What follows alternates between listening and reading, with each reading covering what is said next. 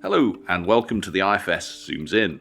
I'm Paul Johnson, Director of the Institute for Fiscal Studies, and today we're going to be talking about the future of pensions. Last week, we at the IFS launched a new review supported by the Abdrn Financial Fairness Trust, looking into the challenges facing the future generations of pensioners, from low homeownership rates to undersaving to the transfer of risk from the state and from companies to the individual. Without policy action, these mean that many people could face really big financial difficulties in older age. So in this episode, we're going to unpick some of the key issues. Joining us today are Heidi Karjalainen as a researcher at the IFS and Jonathan Cribb, an associate director here at the IFS, and both of them are heavily involved in the pensions review. Last week, alongside launching the review, we launched our initial analysis of the problem and contrasted that, I think it's fair to say, with the success that the current generation of pensioners are broadly enjoying. So Heidi, before we get on to the core of this, which is the future and our worries for the future, can you just take us through briefly what's happened to the current generation of pensioners and how well they're doing?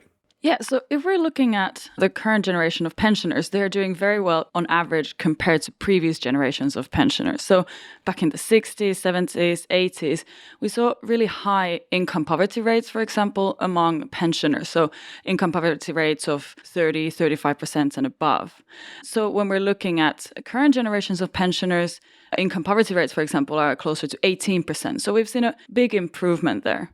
And actually, if we're comparing the current generation of pensioners to current workers, we're also seeing that the average incomes of people above the state pension age are similar to the average incomes of those below the state pension age. And actually, the pensioner poverty rate among pensioners is now below the national average. So we've really seen big improvements among the current generation of pensioners. And of course, that's a combination of things like higher state pension entitlements, higher private saving into pensions, as well as more and more pensioners being able to work past the state pension age and into older ages. Those are really striking figures. I'm old enough actually to remember the time when in the UK pensioners really were the poorest group in society, and now they're less likely to be poor than most other groups. And that thing you said, Heidi, is remarkable, isn't it? That the incomes of pensioners, once you take account of housing costs and the costs of children, are no lower than those of people of working age. So it's not just that they've got all the wealth, which you might expect from older generations, but they've also got disposable incomes as high as those of working age, which of course, because over time incomes increase, means that on average, pensioners today have bigger disposable incomes than they had during their own working life. Jonathan, just perhaps you could expand a little more on what's driven this remarkable change over the last generation or two. Yes, so I think there's actually a combination of positive and negative trends here. The positive trends are greater levels of work past state pension age, state pension entitlements going up, a combination of greater working lives and reforms which have either increased the general level of the state pension or the amount, kind of the proportion of the full state pension people are getting.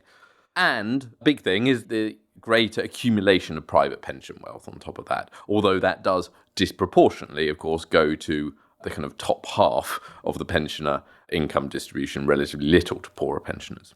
The negative thing is, of course, we've had 15 years of the working age population doing really badly, frankly. The pensioner population keeping up with the working age population has not been that difficult over the last 15 years because of how poor, particularly the earnings of workers have been. So that is the bar against which pensioners are being set, and maybe it isn't quite as high a bar as we might wish.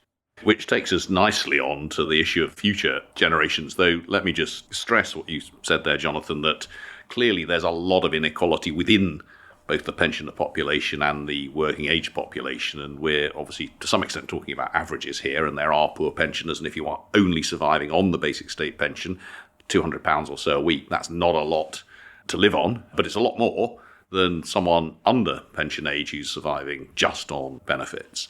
But it's really important to be clear that we are not saying that all pensioners are rich here. It's just that on average as a generation, they're doing much better than previously. But this point about low earnings growth among younger generations is just one of the worries about the future. We've just been through, as it were, some of the reasons current pensioners are doing so relatively well. Most of them, 80% or so, own their own home. A large fraction have defined benefit occupational pensions. State pensions and state benefits more generally have been going up faster than prices for some while. So things are looking quite good for this generation. What is the worry about the future, Heidi? So we identified a number of challenges when it comes to the financial security of future generations of pensioners. And maybe I can start with thinking about private pension saving in particular. So in the last decade or so, we saw the introduction of automatic enrollment. So this is the policy under which employers now automatically have to enroll their employees into a pension scheme unless the employee opts out of the scheme. So thanks to this automatic enrollment, we've seen a huge increase in the number of people in the private sector who are saving into a pension. So that's a good news story. But then when we're looking at the amounts that people are saving into their pensions, they are on average very low. So if we take middle earners, more than half are saving less than 8% of their earnings, whereas the Pensions Commission, which we mentioned earlier, the last review of the UK pension system, they recommended a saving rate of more like 15% of earnings. But we see very few people actually saving those kinds of amounts into their pensions. So that's sort of the first challenge, is that even though we've seen a big increase in the number of people saving into pensions, the amounts that they're saving are on average very low. Now, there are also groups of people who are not benefiting or do not fall under automatic enrollment rules, such as the self-employed. So we've seen a big increase in the number of self-employed workers in the UK, but less than 1 in 5 of them are actually saving into a private pension. And as you mentioned, on the other hand, at the same time as we've seen low levels being saved into private pensions, we're also seeing a fall in home ownership, more and more people living in the more expensive and more insecure private rented accommodation sector. So those are some of the challenges when it comes to private saving in particular.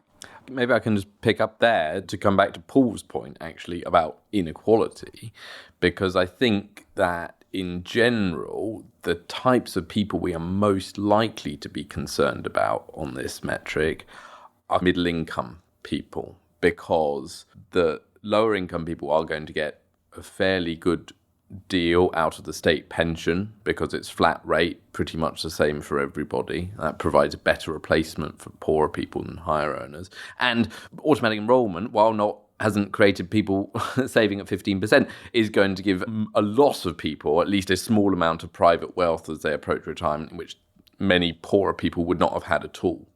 On the other hand, frankly, the highest income people are all likely to own their home by the time they come to retirement, and whether or not they accumulate wealth purely in a pension or in other assets, I don't think we need to be too concerned about quite how much wealth the, say, top 20% are accumulating for their retirement. So I think distributionally, I think there is a kind of particular concern or interest in the middle of the income distribution.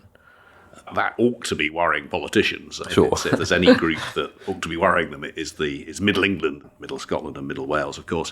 What you've both gone through there is this issue of low levels of contributions, this collapse in home ownership. And actually, one of the things that surprised me from the report that we published last week is there's already been quite a big increase in the fraction of people in their 50s who are private renters relative to previous generations. And one of the issues there is more people will be hitting retirement, either having to find lots of money to pay their rent or dependent on housing benefit, which will cost the state more money. But in terms of the contributions to pensions, Heidi, it's not just the level of contributions, it's also the fact that we used to have these traditional occupational pension schemes, defined benefit schemes, still common in the public sector, now almost gone in the private sector. And they've been replaced by these personal pots, what we call defined contribution schemes. So it's both the amount that's going in, but it's also the structure of the pensions. Yes, so it's not just about the amounts that people are saving into their pensions, but if you're thinking about how much money you're going to have in retirement or at the end of your career in your pension pot, that depends on how much money you've put in, but also how the investments in your pension have done over your career. Now, if we're thinking about a defined benefit pension, as you mentioned, these traditional occupational pensions, you would agree with your employer a formula that determines how much income you'll have in retirement based on how many years you've been working and your salary, either your final salary or your career average salary usually. that formula doesn't mention how the investments in your pension will do over your career. Whereas with these defined contribution pensions, the amount of money that you retire with is determined by how much you put in, but also how the investments are performing over this period.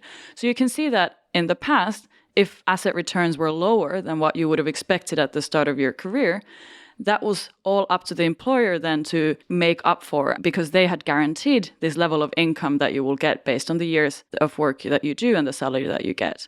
Whereas nowadays, if under a defined contribution pension, you experience lower asset returns than you had expected, that's all now up to the individual to then deal with. So yes, it's not just the amounts of money that we were putting in. We've also seen this transfer of risk. In this case, the risk I'm describing is investment risk that has been transferred from the employer to individuals with this shift from defined benefit to defined contribution pensions. And that issue of risk is something we might come back to in a minute, but it's a really important bit of context, I think, for the review that we're doing, this shift in risk from employers, insurance companies, government onto individuals. Just 25 years ago, more than 40% of people in the private sector were members of occupational schemes, and now it's down to 10% or less. And one of the reasons for that is that so much risk, in a sense, was piled onto employers. And I really liked what Lord Adair Turner said at the launch of our report as to who killed occupational pensions. And he said it's like murder on the Orient Express. Everybody and everything killed them. It's increased longevity. It was reduced returns in the stock market. It was increased regulation. All of these things between them each kind of chipped away at the case for employers to run these schemes, because the level of guarantee that regulation insisted that they give was also so high, and was no risk left with anyone other than the employer under those situations. Before we say a bit more about that, the UK is not unique in facing challenges of an ageing population and the amount that we need to spend on pensions. Jonathan, how do we look internationally in terms of our sort of future pension system? The big thing to know about how we compare to most developed countries, particularly compared to most European, Western European, Northern European countries, is our reliance on private pensions as opposed to purely state pensions. Now, frankly, that has some advantages and disadvantages. It does mean that we have all of these conversations about how much should people save, how should that be invested, what are the regulations of this, what's the contributions from employers or individuals compared to other countries where generally state pensions are higher, they provide earnings replacement, and they're financed often through high social security contributions. That's a kind of very different structure to how we have our pension system. I think the advantage that we do have in this is that then with all of our countries, frankly, are now aging. There is going to be stress placed on the public finances by the fact that a higher fraction of the population is in older ages or above pension ages. And the fact that we don't spend quite so much of our GDP on state pensions means that there's slightly less stress there in terms of spending pressure on public finances compared to somewhere like France or Italy, that are becoming particularly countries which have particularly large amounts of spending on state pensions. And then the other thing really is about the aging population is to an extent just about demographics. How two main things are generating an aging population: the higher life expectancy and the kind of changing cohort size. The big baby boomers coming through into retirement compared to relatively lower fertility rates, which produce fewer working age people. On this kind of measure, again, the UK is doing a bit better than Western Europe. We've got higher fertility, higher immigration, but we're not doing as well as somewhere like Australia or the United States. Yeah, it's fascinating. As you say, we spend, in terms of state spending, a lot less than most Western European countries on pensions. Though, of course, there are other exemplars in Australia, which has a means-tested state pension and much higher compulsory levels of contributions to private pensions. You talked about numbers of pensioners, demographic change, state pension age, and so on. Another thing I hadn't realised from the report we published last week was that the number of people, the fraction of the adult population over pension age hasn't shifted in 50 years. Now, I had not realised that. I'd assumed our population had been ageing. And of course, there are two reasons for that. I mean, it has been aging. First, we have had quite a lot of inward migration, nearly all people of working age. And secondly, the state pension age has been rising for women since 2010 and from 60 to 66, and for men from 65 to 66. Looking at that, what role does increasing state pension age have in dealing with some of the future public finance and demographic problems? And it's always felt to me, at least, we seem to be able to have a bit of a better conversation about that here than in France, for example, where we've had months of rioting in order just to get the state pension age to 64, whereas we're debating about when to take it to 68. And David Gork, who's one of our steering members on this project, said at the review that increasing the state pension age was an easy thing to do for him as a former Secretary of State, compared to the problems President Macron is facing. I think there should be a bit of context here, which is, again, our reliance on private saving, or the balance of private and state pension saving, means that a state pension age is not quite as fundamental to the UK pension system as it is in France, where almost all pension wealth is coming from the state. We have a more ability to retire earlier, for example. Than Indeed, I think it's true that only a relatively small fraction of people actually retire at the point of the state pension age. People often refer to it as the retirement age, but it really isn't. About 1 in 10 people in the UK retire almost exactly at state pension age. That's really, I didn't know that statistic. Only 1 in 10 retire at state pension age, and the majority retire well before that. Yeah, absolutely. And that 1 in 10 means that when you push the state pension age up, only about 1 in 10 delay their retirement to the new state pension age.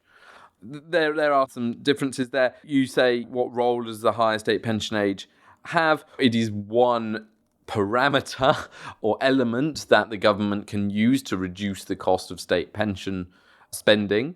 And there has now been a kind of long set out argument around the fairness of increasing the state pension age when longevity goes up, to mean that the kind of state is not supporting people for ever increasing fractions of their adult life. So there's two things there. There's a fairness argument which has been consistently made, and that this just being one element of a way of controlling the kind of public finance issue.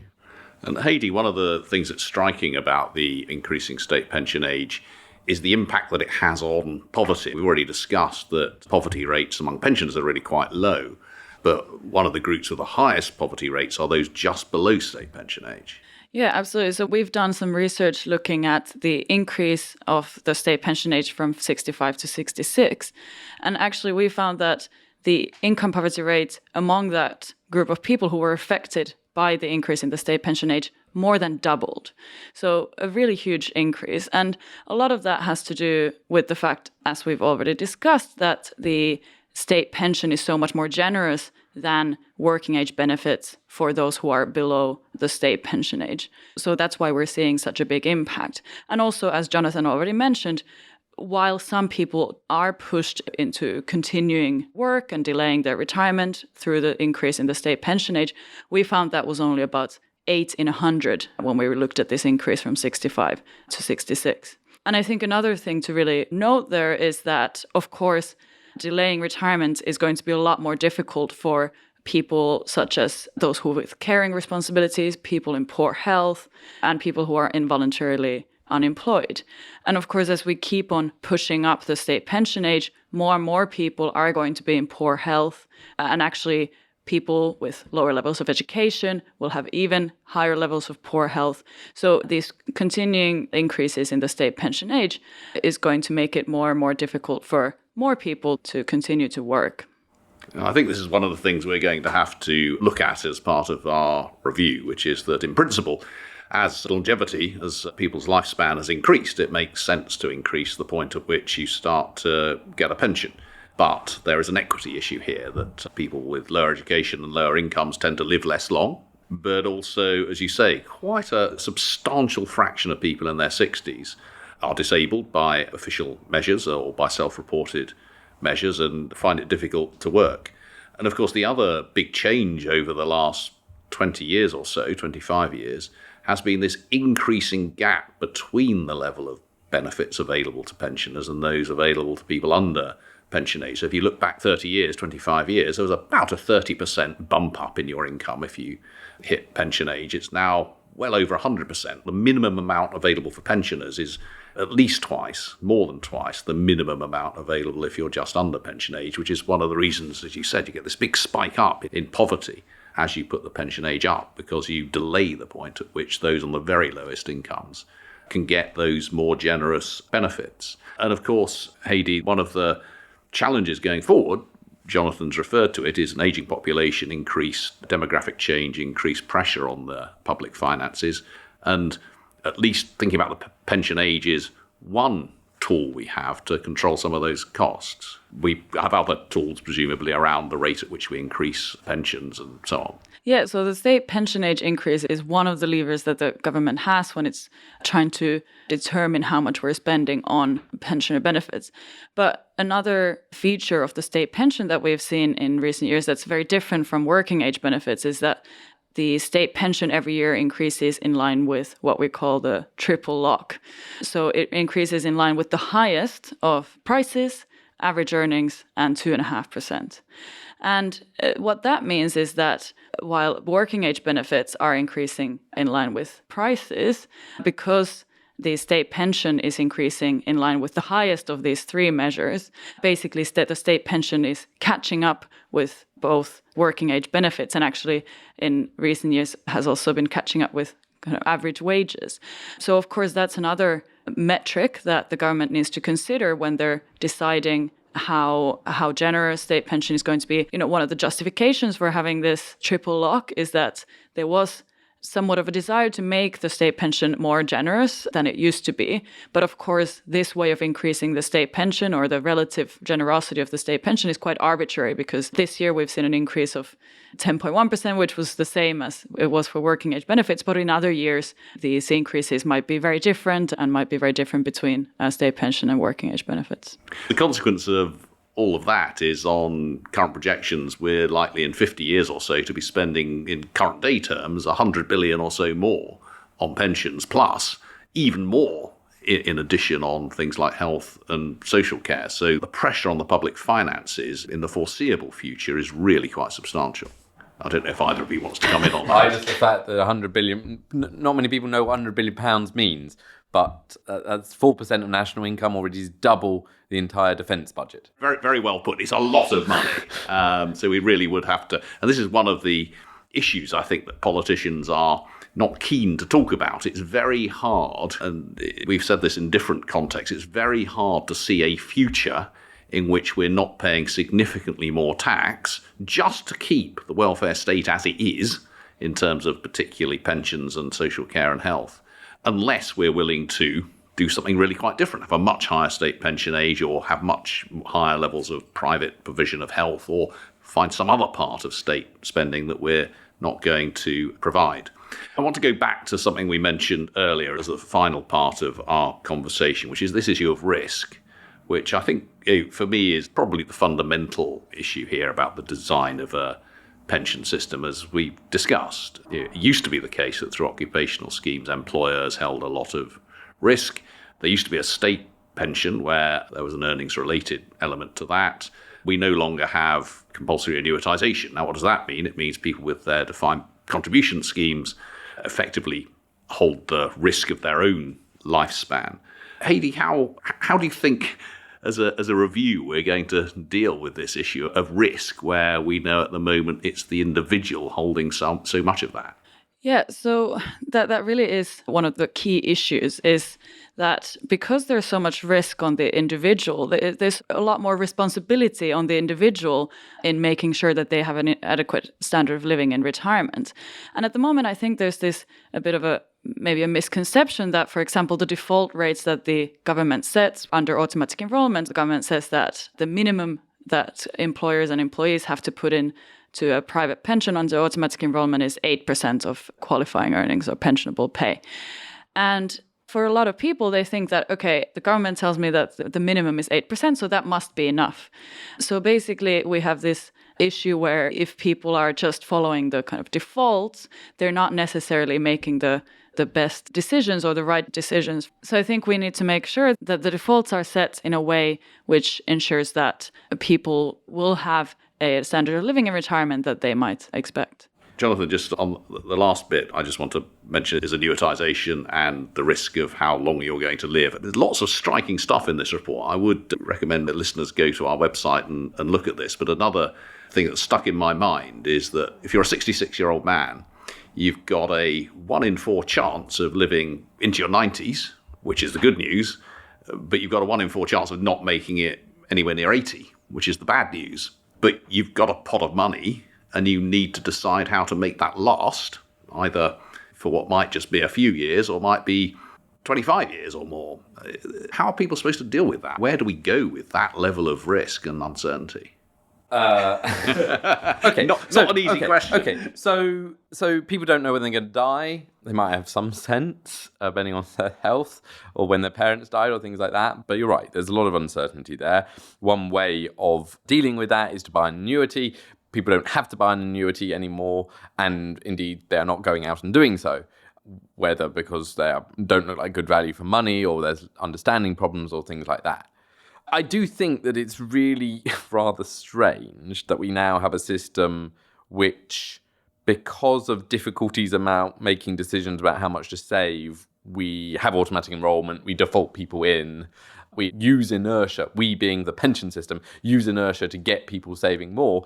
At the point that you come to retirement, you then, all that inertia is gone out the window and you need to make some seriously big decisions. Of course, I think these decisions are going to be much bigger, much riskier for people with bigger defined contribution pension pots who are going to be more likely middle or higher income people. The importance of this issue is going to be smaller for poorer people with smaller pots, where it's not going to make that much of a difference exactly what they do with it. So there's a distributional angle there. Some people do have other annuitized resources in terms of housing, in terms of state pension, and some people in small amounts of DB pension. So I think we do need to think about all of these things quite carefully about how they fit together. And I think in terms of, I mentioned defaults, and as Jonathan said, right now there are no default options once you reach retirement with a defined contribution pension pot. And that's something that's been discussed in the pensions industry. Are there some options that we could at least provide people to say you can take some money as a tax-free lump sum, and then maybe with the rest you want to buy an annuity now, you might want to buy an annuity also 5 years from now, and so on, to benefit from different annuity rates. And those kinds of default options don't exist yet, but maybe that's something that we should think about. And I think that's particularly important because now it's not just that people reach retirement and then they make one decision at retirement. If you keep your pension pot untouched, you're going to have to make decisions about how to use that pension throughout your retirement. And we know that people, especially in their 70s, 80s, 90s, experience, in some cases, quite fast rates of cognitive decline. So making that decision around how to use your pension is only going to get more and more difficult as you age and as you move further into retirement.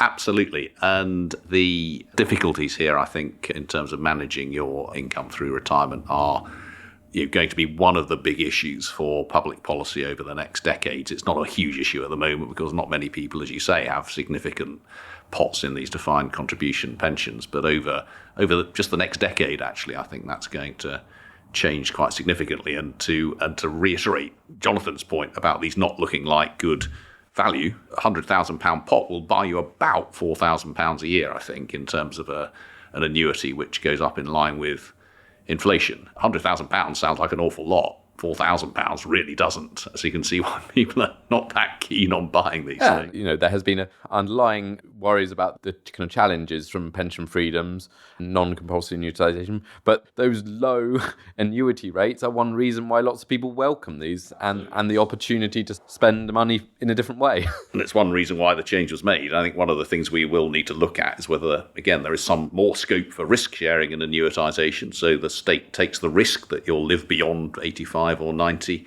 or indeed changes in regulation, because at the moment companies effectively have to invest all of this in very safe assets. But we could carry on this forever. It's been a fascinating conversation. I'm afraid we economists always manage to find the cloud to every silver lining, in the sense that look at the world today and it looks great in terms of pensioner income, but the cloud is that the future doesn't look so good. But we will be doing more work on these issues over the next 2.5 years, and hopefully we'll be able to come back in 2.5 years' time and tell you all the answers to all of these problems, or at least, at the very least, set out some of the options. So thank you so much for listening to this episode of the IFS Zooms In. To see more of our work, do visit www.ifs.org.uk. And to further support us, please do consider becoming a member for as little as £10 a month. You can find out more in the episode description. See you next time.